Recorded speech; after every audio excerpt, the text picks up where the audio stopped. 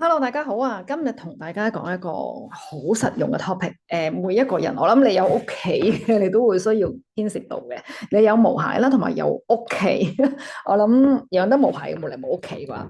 咁呢個就係講呢個隱形殺手啦，講我哋家居啦，講家居化學毒素對毛孩嘅慢性危害啦，即係我哋每一日都會接觸到、都會用到嘅嘢嚟嘅。咁啊，大家睇睇究竟佢哋嘅真實面目係點樣樣啦。好啦，呢個。點解人類冇事，毛孩有事？即係有時候都話我夠用漂白水啦，我夠用滴咩啦，咁樣用咗咁多年都冇事嘅咧，咁樣。但係點解我哋夠一用咧就皮膚有問題啦？咁樣其實咧係因為有個累積嘅效益，嗰個 bioaccumulation 嘅。咁首先咧就係體型嘅差異啦。咁毛孩嘅體型少過細過我哋好多啦。尤其如果你係養 poodle 啊、養松鼠啊、芝娃娃啊、約瑟咁好細隻啫嘛。咁我覺得2kg啊，甚至係得2kg啊、3kg 啊、4kg 啊咁。為一個成人，起碼都成40幾、50kg 都 minimum 啦。咁即係我哋起碼係佢嘅10倍以上嘅體重嘅體積。咁所以個體型上面佢細我哋好多。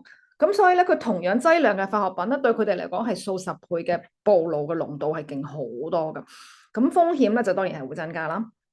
第二樣咧就係貼地啦，即係比起我哋人嘅話，佢哋基本上係生活喺離地30cm 嘅空間，即係一把長間尺度嘅空間，其實已經叫做計短咗噶啦。即係一隻細嘅 poodle 或者好短腳嗰啲毛孩，基本上應該個肚同個地下嘅距離應該冇30cm 添啊。咁同埋再加埋佢哋隻腳啦，即係佢哋唔似我哋如果乖乖地嘅喺屋企嘅都會着拖鞋啦。咁佢哋唔着拖鞋，冇拖鞋着今日翻屋企，咁佢哋就真係完全腳掌外露啦，同埋佢哋會趴啦。我諗你唔會趴喺佢地下嗰度啦，長期。咁佢哋就會趴地下啦。咁同埋佢床仔啦，都全部瞓晒啦。如果你係化學食蛇嘅話，就全部佢哋係全個身係吸晒嘅，所以佢哋接觸面係非常之多。而點解講30cm呢樣嘢咧？越講越遠咧，就係因為佢空氣中咧嗰個化學嘅毒素嘅沉降咧，就主要係30cm呢個範圍，即係底層嘅沉降嘅。咁所以咧，其實我哋越下低咧，就越多嘅化學毒物嘅沉澱喺下邊嘅。咁好啦，同埋代謝嘅唔同啦，咁佢哋無法代謝，佢哋唔會好似人咁會排汗啦，咁毒素就會容易累積。當然啦，佢哋係靠腳掌啊、靠脷啊排汗、排熱散疏溫嘅。咁但係如果毒素方面咧，譬如佢肝臟啊，佢哋個脂肪細胞咧就會累積啦，咁就比較難排出嘅比起人類。所以我哋會發覺好多時候個情況，我哋用到好濃嘅化學毒清潔劑都冇事，但係佢哋用少少就會有事咯。係咯，有個微量嘅接觸喺當時呢一刻你拖完地嗰下佢冇事嘅，但係長久啦，持續嘅低劑量咁暴露咧，都會產生呢個生物累積嘅效應嘅。咁啊，毒素喺體內滾雪球咁樣越滾越多，就成為咗個隱形病根啦。其實有時好多時候毛孩嘅皮膚問題咧。你去到獸醫度咧，佢其實咧可能一日就叫你食，即係之前我都有拍片講過嗰啲破皮膚嘅藥啦，即係純粹止痕，但係冇治療作用嘅嗰啲啦。咁或者打針啦，即係一日就叫你打一個月一支㗎啦。咁所以，但係佢哋唔會 find out，佢哋唔會幫你，冇人嘗試過 find out 究竟點解有呢啲皮膚嘅問題，因為咧慢性啊。日日喺度用，你可能完全係忽略咗，其實就係你屋企嘅呢一啲嘢影響，你完全係諗唔到，係啦。咁我繼續講啦，咁究竟即係邊啲嘢咧？咁樣係啦。咁啊，佢同埋咧，繼續仲有就係一路會之後會講係隻咩嘢啦。咁同埋咧，頭先講過啦，除咗佢個即係嗰個 bioaccumulation 啦，30cm 啦，咁同埋佢唔止佢食落肚，當然會中毒啦，因為佢會黐住，佢會舐啦，佢經皮膚吸收同舐咧就雙重傷害啦，即係有人叫做經皮毒。經皮毒就係經皮膚入血而傷害嘅。咁經皮吸收啦，脆弱嘅皮膚屏障啦，因為毛孩嘅皮膚咧就3至5層細胞嘅啫，就薄過人嘅10至15層嘅。咁所以地板上面嘅清潔劑咧，就等嗰啲化學殘留咧就會好易穿透皮膚，直達佢哋嘅血液循環系統嘅。佢哋好快就會入到循環系統嘅。咁啊，舐食嘅天性啦，因為舐毛啊嘛，尤其貓貓啦，有啲細狗啦，喺屋企無聊會做係舐毛啦。咁啊，黏附喺皮毛同埋腳掌上面嘅化學殘留物咧，佢除咗喺皮膚入咧，佢就更加係喺口度入埋啦，就直接舐食入個肚啦。因為除咗皮膚就連肚食道咁樣入埋去啦，係啦，雙重咁樣毒害啦，所以 that's why 就係、好啦。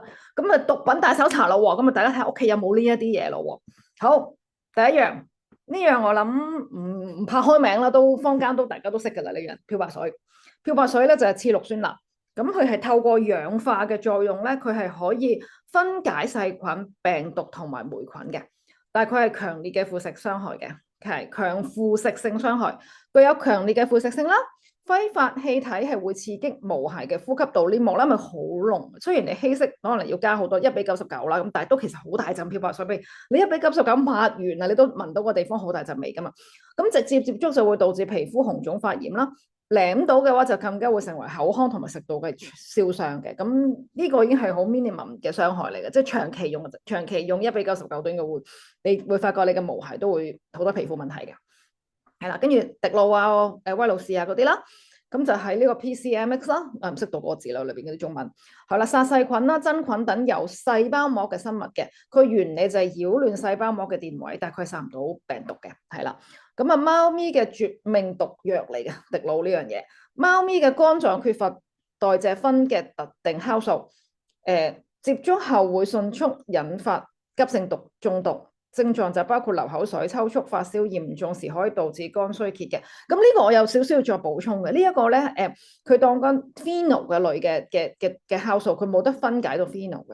咁但係咧，佢講緊呢啲咧係因為一啲化學合成嘅 phenol。如果大自然界天然嘅 phenol咧，佢係代謝到，不過個濃度要好稀，係啦，要好稀嘅。但係如果 chemical 嘅化學合成嘅就一定係危害㗎啦。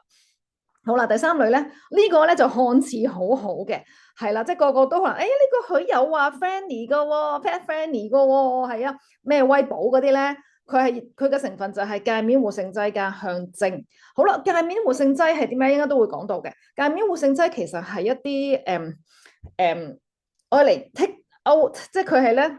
攞走你就係因為譬如好似一隻碗咁樣啦，佢有污漬啊、油漬啊嗰啲啦，佢就係靠呢個界面活性劑帶走咗個表面嘅嗰個污糟，咁你個碟咪乾淨咯。咁但係界面活性劑咧都有好多類嘅，係啦，佢刺激性咧就雖然係較之前嗰兩樣低啦，但係佢含有嘅界面活性劑係容易造成皮膚屏障嘅受損啦，引發過敏嘅。咁啊，長期接觸香精同化學添加物咧，就會喺體內累積，增加慢性疾病嘅風險。嗱，記住啊，呢個係香精，我係做寵物精油噶嘛。我哋講緊嗰樣嘢唔係佢哋呢啲 grade 嘅，佢呢啲係化學合成嘅香精，即係假嘢 chemical 嘢嚟噶，唔係真嘅植物度嚟嘅嘢嚟嘅。咁所以呢個你都要留意啦。好啦，你去睇下。我 cut 晒啲名啊，我希望都唔會俾人告啊。係啦，咁啊，佢寫住㗎，適合有寵物同小朋友家庭㗎，消毒抗菌同除臭㗎。佢講得好開心，好 friendly 㗎。隔離嗰隻都係㗎，直淨低敏嘅，有小朋友有狗狗 logo 㗎，低敏淡香寵物友善㗎，呢啲全部都好似好用得㗎。咁之後我哋會再繼續講嘅。好啦，第二個家居清潔嘅毒害咧，就係衣物洗滌產品，即係我哋嘅洗衣液啦、洗衣凝珠啦、衣物柔順劑啦。係啦，佢每日因為我哋毛孩都會瞓喺啲床單啊、梳化啊呢啲紡織品同佢哋狗床啊，就算佢一係瞓自己張床仔，一係瞓我哋嘅床啦，一係瞓梳化啦，咁一係有時地氈啦、毛巾啦各樣嘢啦，咁我哋會洗噶嘛。但係嗰啲咧，其實你以為洗咗咪乾淨咯？咁尤其咧，佢哋有味啊、有尿味啊，我哋一定要揾啲好勁嘅嘢去辟味。好，你睇下，我哋講其實呢個咧，我哋係 Zoom 喺一站式嘅 Zoom 度講過呢個 PowerPoint 噶啦。咁啊，大家都有研究，一路講咗好多研究下嗰啲濃縮洗衣球。而家好興噶嘛，係啊，即係個個人話好香噶。我去 Donkey 行過有一個 column，因為嗰次我幫我朋友要去買，哇！我嗰時都未見識過，原來有啲咁嘅嘢。跟住成條 column，成個 corridor 都係買呢樣嘢，有個 column，哇！嗰種香到你頭暈嘅嗰種化學香味好勁嘅，仲要多效合一啊，好多功效㗎，又有好多香味㗎咁樣。咁啊個個諗住呢啲正啊，又可以辟味你啦。柔順衣物持久飄香啊！咁佢哋嗰啲狗味啊、尿味啊嗰啲，絕對搞得掂啦咁樣。你知唔知呢一啲咧真係好毒㗎？佢哋咧係會含，譬如話啲洗衣液啊、洗衣凝珠咧，佢有化學殘留啦，同埋誤食嘅風險啦。因為佢含好強效嘅表面活性劑，表面有好勁嘅活性劑、穩定劑呢一啲嘢嘅。係啦，咁啊洗衣珠個外殼咧，佢如果食咗，甚至乎有高度嘅毒性，嚴重時可能造成咧腸道嘅阻塞嘅。咁亦都有機會，因為我有啲朋友仔分享過俾我，即係我未用過呢嚿嘢，佢話嗰啲珠可能會有機會係爆開，咁可能都會黐住喺啲衫嗰度。我問咁唔爆開咁即係點啊？佢喺啲衫度咯咁樣。咁所以其實都有好大嘅風險啦。首先食咗嗰粒珠啦，咁唔食噶啦，嗰啲珠就黐晒啲毛，即係黐晒啲衫度吸晒啦，度洗度吸晒啦。咁咁啊所以好危險嘅。咁第二樣咧就係、煙物柔順劑，煙物柔順劑咧我就知咗好耐啊，不斷叫人哋唔好用唔好用唔好用噶啦，因為佢有季胺葉，應該都會繼續講成分嘅時候會講季胺葉嘅。長期殘留喺纖維當中就會導致無瑕皮膚、乾燥痕癢啦。佢會呼吸道過敏啦，嚴重破壞皮膚天然屏障，因為亦都係啲好強效嘅化學清潔嘢嚟嘅。係啦，記住呢個季胺鹽啊。好，第三樣嘅屋企家居，除咗頭先講咗啲清潔，啲咩嗰啲漂白水啊嗰啲啦、滴露啦，跟住就係洗衫啦，跟住而家就係啲香味啦。咁啊，養毛孩屋企有啲人就我想要啲香味喎，咁有啲人呢句就唔關我事啊嚇，呢啲係人造同合成嘅香氣啊，唔好賴落我哋精油嗰度啊。佢係嗅覺系統嘅災難嚟嘅，佢哋嘅嗅覺咧係比人類係靈敏千百倍。咁我哋聞嘅香味對佢哋嚟講，可能係巨大嘅負擔同埋潛在嘅健康威脅。好似呢啲香精啊，香精嘅噴劑同香薰嘅蠟燭啦，佢含有呢個塑化劑同埋甲苯等有害嘅物質嘅。呢啲係會影響內分泌嘅，干擾內分泌，干擾我落荷爾蒙平衡。所以咧，而家嘅毛孩咧好多都有內分泌嘅問題啦，或者免疫系統嘅問題，長期係有致癌啦。咁癌症而家人同毛孩都多咗好多啦嚇。咁啊呢啲我成日見到第一個圖咧，嗰個咧我成日叫做三支香，呢個係毒到不得了嘅嚇，好毒嘅，千祈唔可以用啊。咁啊有啲係驅蚊嘅產品啦，蚊香啊、電蚊香液啊呢啲咧，佢有除蟲谷精啦。對狗係相對安全，但係對貓咧係致命毒藥嚟嘅，會導致貓咪嘅神經中毒啦、流口水啦、頻繁嘔吐啦，嚴重時甚至乎會死亡嘅。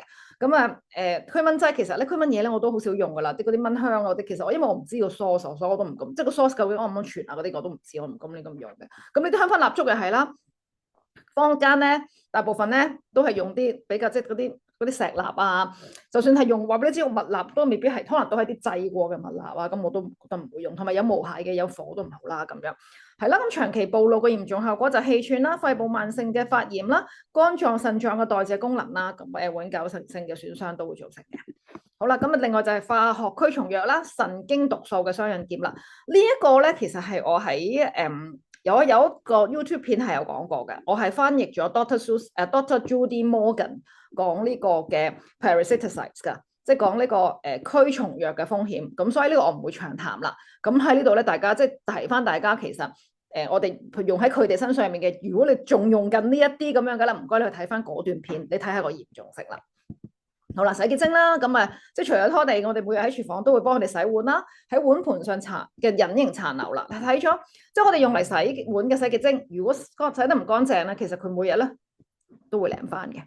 咁啊，睇下左邊啦，咁我頭先都講過活性介咩叫介面活性劑咧，就係清潔功能嘅主要成分，係所有我哋清潔劑都會有介面活性劑呢樣嘢嘅。咁只不過咧，佢究竟係有幾天然同有幾化學嘅啫，有好多種類嘅。咁通常又會加埋，即係除咗洗碗液之外咧，其實拖地有時而家都會啊，你要吸引主人買嘛。喂，打開嗰樽嘢冇味嘅，打開嗰樽嘢臭臭地嘅，咁唔得噶嘛。咁一定要加啲香料啦，係等佢清香感啦嘛。但係洗碗液有清香感啊，嗰啲咧檸檬味啊，嗰啲薰衣草味啊，最普通啦。咁通常都係精嚟㗎啦，嗰啲係。有色素同埋熒光劑啦，咁等啲碗盤有光潔亮麗嘅效果啦。增稠劑啦，增加洗碗液嗰個精液嘅濃度啦。起泡劑啦，有大量嘅泡啦。因為我哋細個咧，我媽嘅年代咧，我哋洗碗咧，幫我媽洗碗咧，成個星盆啦係泡咁樣，好開心噶嘛。但係全部都係化學嘢嚟嘅。咁啊，防腐劑啦，增加佢個保存期限啦。抗菌劑啦，殺死或者抑制啲微生物啦，即係都係等佢保存得好啲嘅咁樣啦。咁啊，最 common 嘅咧，就係呢個 SLS 或者 SLES 啦，就係呢個係啦危害啦。我諗經常都聽到噶啦。如果你係有少少好 basic 嘅呢啲成分嘅知識，清潔用品成分知識嘅話，你有留意，你有關注嘅話，SLS 一定記得嘅。咁啊，強力起泡佢好好用嘅，因為咧佢好平嘅，好平得嚟，但係強力起泡嘅。佢可以會過度去油嘅，你諗下，殘留喺食盤表面啦，毛孩每日進食時就會持續吸入微量嘅 SLS 化學毒品啦。即係你好似我洗乾淨㗎嘛咁樣，咁其實咧都會有殘留㗎。好啦，潛在嘅長期影響啦，咁啊因為佢會破壞腸道嘅黏膜嘅完整性，干擾營養吸收率，係引發毛孩慢性腸胃炎軟便嘅原因之一。唔該大家，如果你屋企隻毛孩睇極醫生，食完藥嗱，首先咧你食藥咧就會長期不斷咁靠呢個抗生素打殘晒佢裏邊嘅腸道裏邊嘅菌，打殘晒啲益生菌啦，亦都會有個問題啦。咁但係跟住翻到嚟又食藥又打殘益生菌咯。咁我停咗啲藥之後咧，就要繼續呢啲慢性毒害喎。咁你個腸道咪成日都唔好咯，成日都肚屙咯。咁所以咧，呢樣咧，其實你可能大家未有諗過，真係要諗諗，望望你屋企嘅清潔劑究竟有啲乜嘢嘅化學毒品啦。好啦，洗毛液啦，即係沖涼液 dog shampoo 啦，咁就可以避開啲化學地雷啦。就好多標榜寵物專用嘅，即係當然我哋正常啦。我諗大家係毛孩主人有 knowledge 嘅，你哋唔會攞人嗰啲啦，啲 pH 值啊，個嘢都唔同啦。咁啊用翻毛孩嘅，咁但係為咗長效防腐或者視覺效果咧，都會有啲化學嘢加咗落去嘅 parabens 啦。但係咧呢一個咧，其實呢個防腐嘅強效防腐，佢會又係干擾內分泌嘅。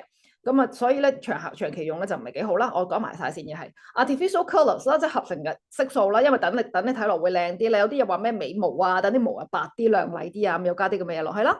MIT 咧亦都係一個極度強嘅防腐劑嚟嘅，公認嘅皮膚致敏啊，破壞皮膚屏障呢個應該再睇睇啊，我係揾到有㗎。咁啊，但係咧，so called 而家咧好多嘅 dog shampoo 都 claim 係冇 parabens 㗎啦。咁亦都真係我嘗試一路做呢個 PowerPoint 時，一路都會對比翻其他坊間常用嘅。咁唔好講嗰啲有藥性嗰啲啦，有藥性嗰啲我唔 compare 啦，因為始終嗰個唔係我哋日常 daily 成日會用嘅，即係 routine 會用嘅嘢啦。真係到你皮膚有問題嘅時候用，雖然我係唔會建議用啦嚇，咁唔攞佢嚟 compare 啦。咁但係大部分咧都其實都會寫張冇 parabens 㗎啦。咁就MIT 呢樣嘢咧。陣間竟然都俾我揾到係有嘅，係啦都有用，但係有都唔少嘅產品有用緊嘅。不過比起之前講嗰啲洗潔精啊、拖地水啊嗰啲咧，其實原來咧 dog shampoo 咧揾到天然嘅咧嘅機會係大啲，係啦。但係其他嗰啲咧，即係真係揾好難揾到，唔係天然嘅。有啲唔係即係好天然嘅，但係始終佢哋嗰個味道、精油成分應該都唔會係最靚，係啦。咁但係 dog shampoo 咧。即係當然啦，我自己就用緊 Animal Sense shampoo 啦，即係 Young Living 嗰個知啦。咁但係你出邊如果有其他都有啲係 OK 嘅，但係個價錢應該都係貴嘢嚟嘅，係啦。但係當然咧，貴唔代表就係好啊，都要睇成分啊。好啦，睇成分啦喎，而家點樣解讀個成分表啦？睇下5大避雷嘅指南。第一，界面活性劑啦，頭先講 surfactants 啦，咁好多嘅界面活性劑啦。之前講過嘅呢個 SLS 啦，就係第一個其中一個啦。咁跟住咧呢度咧 sulfates 啦，硫酸鹽類，即係 sodium lauryl sulfate 呢啲啦，ammonium lauryl sulfate 啦，ALS 啊、SLS 啊、SLES 啊呢啲啦，佢就負責起泡嘅。但係咧佢會破壞皮脂膜同埋腸道嘅黏膜嘅，所以佢哋對皮膚啦同埋腸胃嘅傷害啦會有。咁啊所以就要格外留意成分啦。咁啊 sulfates 啦 ，SLS 啊、ALS 啊呢啲咧，你中意咧，你得閒去下超市啊，超市嗰啲清潔用品啦，我好中意睇噶，我冇嘢買嘅，但係喺度睇嘅咋。咁等人嘅時候就最好入超市啊，入萬寧啊、Watsons睇啊，咁啊好多都有噶。超市90%都有呢啲嘢㗎，係啦，係啊，超市好多用品，清潔力強但刺激性極大啊！長期接觸會破壞皮膚屏障，導致皮膚慢性發炎，慢性啊嚇，唔係即刻㗎，所以你未必發現到，原來就係你用緊嘅清潔劑。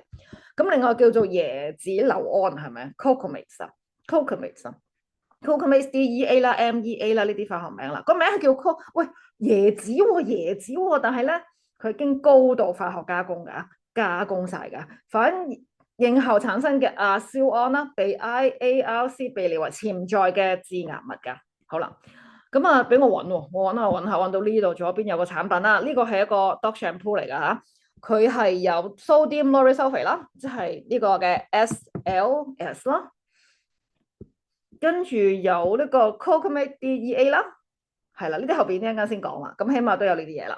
咁啊右邊嗰個咧就人用產品嚟嘅，嗰啲咧。好 common 噶，你睇到有少少名嘅，有邊個攞頭呢度咧有少少名嘅，嗰個乜乜 cream 咧，咁啊 for 啲濕疹皮膚好中意用噶，但係佢竟然係都係有 sodium lauryl sulfate 噶，係啊，佢係有呢個 SLES 嚟嘅呢個應該係啊，呢一個係 SLS 啦，呢個就 so 係啦，咁跟住咧呢個都係有強效，我唔知，因為佢可能係 cream 嚟嘅啦，佢有好強嘅起泡劑，同埋佢有咧 petrolatum 啦，佢有啦 aqua 啦 petrolatum 啦，有 alcohol 啦，咁所以其實我都唔知點解濕疹嘅皮膚咁刺激都中意用 petrolatum 係石油副產品嚟㗎嚇，咁啊都用啲咁嘅嘢嘅，所以咧就係好特別啦，係跟住就呢呢個大家我遮晒名，但係我諗大家都估到係咩嚟嘅？就好大個牌子咧，黃撳撳左邊呢個，好啦，洗潔精，哎呀，佢睇下佢最下邊嗰度，係啦，主要成分表面活性劑、助劑、洋甘菊精華、維他命 E 及檸檬精華。好，表面活性劑 surfactants 即係界面啦，頭先講嗰個界面活性劑啦，佢直情咧，佢連用邊隻產品、用邊個化學產品，佢都唔講俾你知。係啦，淨係話俾你知 surfactant 啫，跟住 addictive 啫，加咗啲咩 addictive 啫，助劑即係添加劑啊，添加咗啲咩啫？咩都可以叫添加劑噶啦，係咪？但係佢特登又講精華喎，講洋甘菊同埋維他檸檬喎，我諗緊點解你哋要侮辱我啲精油產品？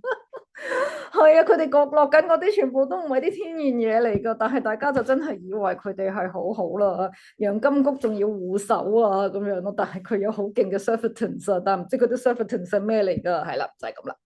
隔離啦，地板清潔劑啦，呢個頭先有講過嗰個咩靜低敏啦，咁啊sorry 有啲蒙啊，因為我揾唔到個可以放得大嘅版本啊，佢又係寫住下邊呢度係啦 surfactants。Antibacterial agents 同埋 natural essential oil 係啦，好似好好啊，但係又係咯 surfactants 乜都唔寫啦，咩界面活性劑係咩嚟唔知啦，抗菌嘅agent 抗菌嘢啦，唔知係咩嚟啦，嘅天然嘅精油喎定係咩嚟啦，都唔知嘅，全部都唔知做乜嘅係啦，好啦，咁啊但係睇落看似好好啊，係嘛？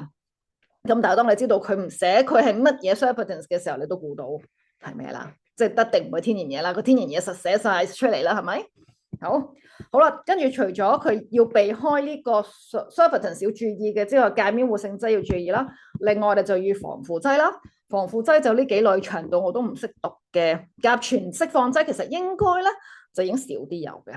係啦，但係 MIT 呢個第一類嗰個咧，我係有揾到嘅。係啦，頭先見到深水清，見到頭先有個成分裏邊都有嘅。咁甲醛MIT 咧，使用後係引發接觸性皮炎啦，出現明顯嘅紅疹啦、痕癢啦、皮膚問題嘅常見誘因嚟嘅。咁啊，如果係甲醛釋放劑啦 formaldehyde 嘅 releases 咧，就會緩慢釋放游離甲醛，長期接觸嚴重損害皮膚寵物嘅呼吸道黏膜，有明確嘅致癌風險。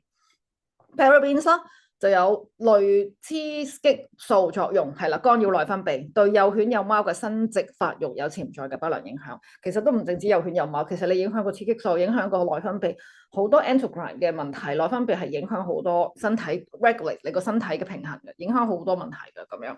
咁所以咧，呢三類都要小心嘅，係啦。咁啊，但係嗰啲名唔係 exactly 咁樣㗎，佢裏面仲有好多細分嘅類別㗎，所以都要真係要慢慢睇嘅。係啦，呢個頭先講過啦 ，SLES 啦 Cognate DEA 啦，呢兩個嘅化學嘅活性嘅界面啦，跟住 perfume 啦 ，perfume 應該再講，下邊就係啦，呢一個咁長嘅呢兩嚿咧，其實你睇後面啦，isofioso 唔識讀啊，呢個就係呢一嚿嘢啦。呢一嚿 ISO 呢嚿咧 ISO THIA 啊，呢個就係呢個 ISO THIA 啊，只不過前邊係有多咗嚿嘢，黐多咗少少嘢啦，啲化學嘢我唔識啦。呢兩個就係強效嘅防腐劑啦，係啦，呢個係一個 dog shampoo 嚟。好，跟住呢個咧就係人造色素、香料同埋色素啦。咁啊，家居隱形殺手係啦，毫無益處噶呢啲嘢，係啦，即係可以唔加噶，但係問題為咗滿足主人，哎呀好香啊，沖完涼要香噴噴啊，咁樣定到香嗰啲一定係 fragrance 或者 perfume 神秘的，點解叫神秘的咧？因為佢唔會寫係咩嚟噶。通常你睇一個成分啦，你好似呢一個做例子啊，perfume，咁突然間你唔知係咩嚟噶 ，perfume 係咪點讀啊？唔知點讀。係啦，允許生產商係唔公開香料嘅具體成分噶。哦，原來係可以唔使寫嘅。通常係黑箱嘅，極易藏有呢個嘅塑化劑嘅。長期接觸就會對毛細造成肝腎功能嘅損傷，甚至乎係生育系統異常同埋不育。諗下，唔係呢個真係突然間諗到嘅啫，即係大家咧個度老屈話啲精油分解唔到，原來日都有一大堆嘢分解唔到，但係又唔理喎，真係啊！好啦，跟住就係synthetic colours 啦，合成色素啦，跟住就成分中以 Cl 開頭嘅呢啲有 number 嘅嗰啲就係啲合成嘅顏色啦。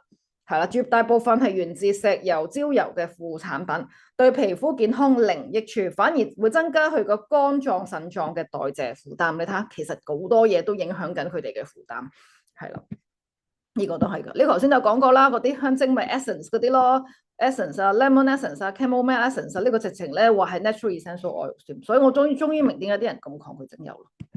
好，呢個又係啦 perfume 啦，跟住呢個呢啱嘢啊，呢啱嘢咧，我諗我唔知你無鞋會唔會用，但係我真係聽過有人係會用喺無鞋度，所以我都要講。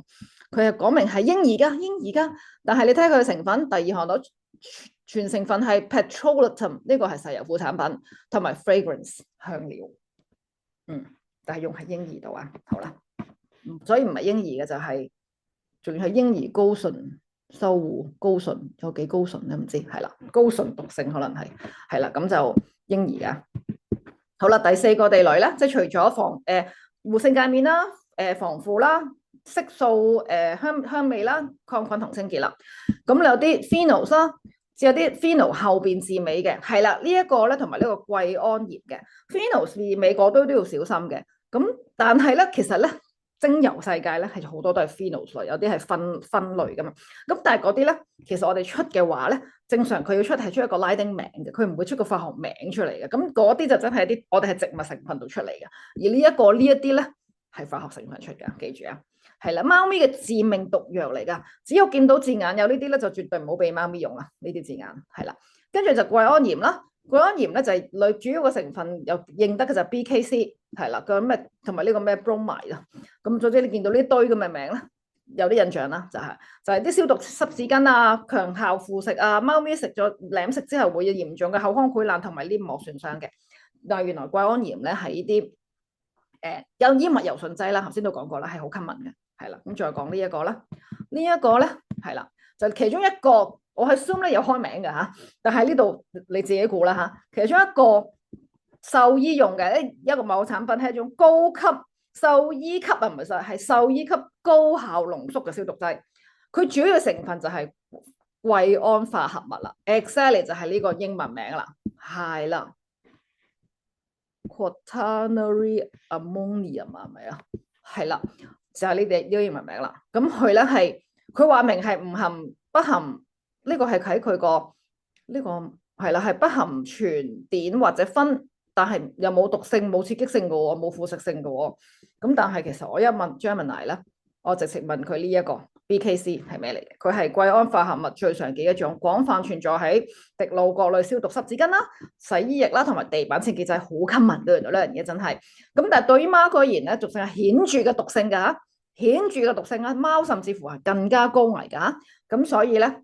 係啦，即係大家要睇翻清楚啲成分，就再自己去分析，就唔好信佢純粹去佢 label 嗰度點講都唔好信。係啦，好啦，第五樣就係酒精同溶劑啦，有啲係會加 alcohol 啦，係啦，咁就甚至乎係丙二醇，異丙醇，佢係高毒性抑制中樞神經嘅。咁佢啲清潔劑同埋濕紙巾都會有，所以咧唔好亂咁買嗰啲濕紙巾啊！唔該，即係嗰啲有啲就算係寵物用嗰啲都唔該你睇清楚，好 common 嗰時候，我見大家好中意買放狗咧，諗住用呢啲濕紙巾咧，好似好勁。同埋咧，你唔好諗住嬰兒嗰啲咧會天然啲啊，嬰兒嗰啲原來都好毒㗎。係啊，我有朋友試過買過，跟住佢哇，原來裏邊都有呢啲咁嘅酒精啊，都唔知佢買嚟做乜啊，為咗咁咯，即刻掉晒。係啦，毒性係遠高於普通嘅乙醇嘅，佢大量吸入或者經皮膚吸收咧。就會加速抑制佢嘅中樞神經系統，又會嘔啦、行動失調啦，或者昏迷嘅嚴重中毒症狀。咁當然啦，呢個可能你要用好高劑量啦，一次過突然間用好高劑量，或者累積咗好耐啦。咁但係佢本身係一個高毒性㗎嚇。咁其他嘅有啲嘅溶劑啦，係一啲清潔劑裏邊啊、除油劑裏邊嗰啲嘅溶劑咧，都會有強效嘅滲透啦。長期接觸或者誤食就會肝臟啦，永遠都係肝腎細胞啊、皮膚啊、腸道啊呢啲器官就損傷㗎啦。好啦，成分啦，咁點揾咧？咁起泡劑 surfactants 要避開 SLS、SLES 呢，或者食植物石化來源刺激性強嘅，冇揾有 fragrance 嘅人工嘅 fragrance 啦。咁跟住防腐劑可能揾啲嘅potassium sorbate 一啲山梨醇啊、山梨醇鉀呢啲食品級嘅防腐啦。咁或者甚至乎你用食用級數白醋啊、天然植物嘅提取啊咁樣咯。咁我就唔用白醋，因為我試過嘅白醋係好立嘅，就算一係就稀釋都冇用啦，即係個濃度唔夠用啦。一係你濃度高少少都好咧，就會立咧，唔係一個最大問題。立嘅最大問題係因為我哋有毛鞋嘛，毛鞋即係咩？有毛啊嘛，你立嘅話咪黐住晒啲毛咯喺個地下嗰度。咁當然啦，成分表越短越好，睇唔明嘅化學成分越少就越好，揀天然來源嘅成分就更加安心啦。咁即係睇標籤啦，識別邊啲係高危產品啦，睇高度啦，即係盡量係即係如果係浮喺下邊嗰啲嘅，就唔該地板就一定用最清潔嘅嘢啦，最天然嘅嘢啦，即係天然。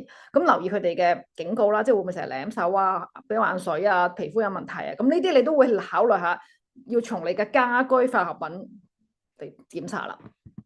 好啦，咁啊紅色界別咧就千祈唔好用啦，唔好用滴露啊、phenols 類啦、漂白水啦、蚊香啊、除蟲谷精啊、甲醛類嘅服啦。咁啊黃色就有危險，但係都盡量唔好用啦。fragrance 啊、強力起泡劑啊、柔順劑啊、季胺鹽啊、人工色素啊，呢啲都唔好用啦。綠色嘅天然嘅活性界面，活性界面有啲植物嘅起泡啦，coco glucoside 啊呢啲啦。食物級嘅防腐啦，天然嘅除臭清潔啦，同埋天然嘅香氣來源就係最好嘅，係啦。咁啊，我哋就改變唔到外邊嘅大環境啦，但係我哋係可以決定到無害嘅喺屋企呼吸嘅每一口新鮮嘅空氣噶嘛，係啦，我哋可以決定到我哋每一口空氣同埋個地一寸每一寸嘅地板都係我哋可以 control 到。出邊嘅 pollution 我哋當然想減低啦，但係我哋起碼由自己屋企着手去做咗先咯。咁啊，當然啦，你對於我嚟講，你頭先都睇到啦，綠色安全嘅。咁我用緊嘅清潔用品啦，大家都知我用嘅係咩，我哋係用緊 Young Living 嘅嘢噶啦。咁我係真係用天然活性嘅，即係我一路喺度做呢個嘅 PowerPoint 啦，一路做對比嘅時候，我都係發覺原來我用緊嘅產品咧，即係教我如何不愛它，因為就真係好多佢係有真係全部都係植物嘅界面活性啦，亦都係天然嘅精油出處啦。咁所以咧都係我覺得起碼我冇揀錯咯，真係佢揀得好啱咯。咁啊係啦，咁呢個係俾大家嘅分享啦，咁就等大家係希望大家可以真係睇完呢一集之後，係去睇清楚、諗清楚，究竟去望清楚，應該係話唔好人哋話 pet friendly 你就信係 pet friendly，人哋話安全你就真係覺得係安全，因為labeling 上面嘅嘢咧係冇監管嘅，佢寫咩都得嘅，寫到話你延年益壽，拖完地之後命都長幾年嘅都得㗎，其實係啊，咁所以真係要。小心啲，係望清楚啲，了解多啲。我成日都覺得你睇完之後，你都仲覺得冇問題用 OK，但係我哋要做一個be informed嘅人咯，即係我哋要自己要有個 knowledge，有個知識，要學識咗點樣去做分析，先去決定用唔用。你用完，你決定睇完之後都覺得我冇問題㗎，我覺得我用咗咁多年漂白水都冇問題嘅，咪算咯。咁但係當然啦，如果你係真係覺得漂白水同滴露冇問題，我諗你都唔會睇晒成集。好啦，今日係個分析咁多啦，講解咁多先啦。咁啊，記得大家 CLS 我個 YouTube 啦。好啦，拜拜。